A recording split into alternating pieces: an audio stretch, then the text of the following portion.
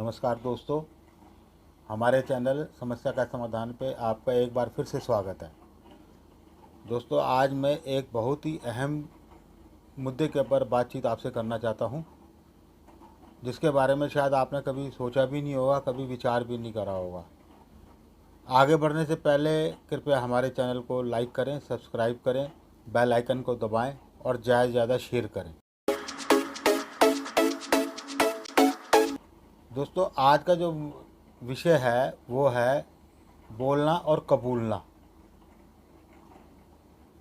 जब भी हमारे जीवन में कोई थोड़ी सी परेशानी आती है, चाहे वो विवाह से संबंधित हो, चाहे व्यापार से संबंधित हो, चाहे किसी की बीमारी से संबंधित हो या किसी की पढ़ाई से संबंधित हो, ज़रा सी भी कोई परेशानी आई नहीं, वो हम सब जो है बोलना कबूलना शुरू कर देते हैं।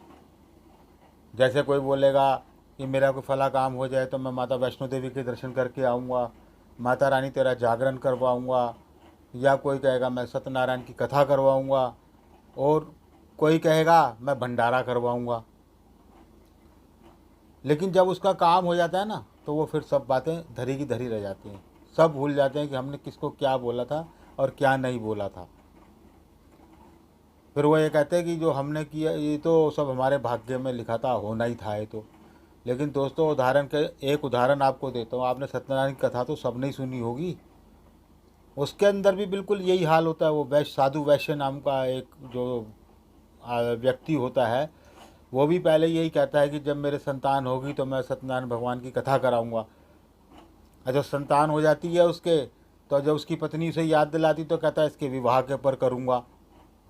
अब विवाह के टाइम पे भी वो भूल जाता है, तो फिर उसका नतीजा आप सबको पता है क्या होता है। उसका सब कुछ उसका नष्ट हो जाता है। हमारी गाड़ी जहाँ से चली थी ना, फिर वहीं पे वापस पहुँचने लगती है। मतलब पहले से भी बुरा हाल होना शुरू हो जाता है। अब आपने किसी का काम किया और उसने ये वायदा आपसे कर लिया कि भाई मेरा फलां काम कर दो और मैं आपको ये दूंगा। आपने उसका काम कर दिया। अब फिर जब आप उससे कहते हो भाई जो आपने वायदा किया था वो पूरा करो, वो कहता है कौन सा काम, क्या काम, ये तो होना ही था। जब वो आपका अपना किया हुआ वायदा पूरा नहीं, आपको तो बुरा लगेगा ना, आपको ही बुरा लगेगा। तो इसी प्रकार ये सृष्टि का नियम है कि अगर किसी से कोई आपने बोला कबूला है, या तो बोला कबूला करो ही मत। समझे ना, जो भाग्य में लिखा है वो होना ही होना है। बोला कबूला करो ही मत, और जो करा है तो उसको पूरा करो।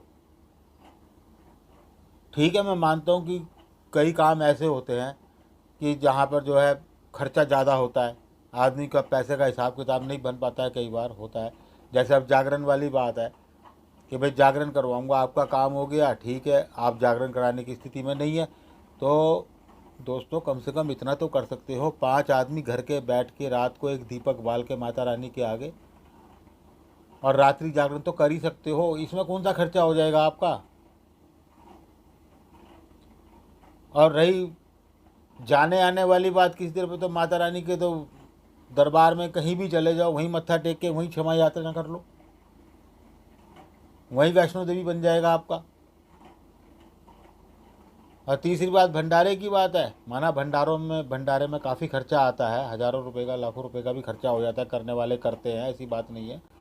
भंडारे का मतलब ये नहीं है कि आप इंसानों को ही खाना खिलाएं। आप चींटियों को आटा भी डाल देंगे ना, तो वो भी आपका भंडार आ गया। लाखों हज़ारों लाखों चींटियाँ उसको खाएंगी।